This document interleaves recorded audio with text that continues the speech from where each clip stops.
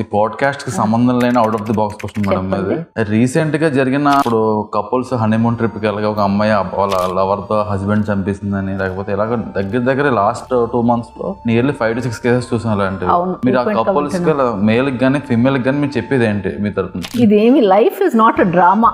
ఇష్టం ఉంటే పెళ్లి చేసుకోండి, ఇష్టం లేకపోతే ముందే పెళ్లికి ముందే నాకు ఇష్టం లేదని చెప్పి హ్యాపీగా ఇంకొకరు పెళ్లి చేసుకోండి. అంతేగాని పెళ్లి చేసుకుని ఇంకొకరు చంపేయడం ఏంటి? That's shear non sense. నిజంగా మీకు పెళ్ళంటే ఇష్టం లేదనుకోండి, అబ్బాయిని ముందే చెప్పేసి బయటపడిపోవడం బెటర్. కానీ ఇంత డ్రామా ఆడి ఒక మనిషి ప్రాణం తీసేసి అంత ఇన్నోసెంట్ లైఫ్ పోయింది కదా. Because that boy was no way related, ఏది లేదు.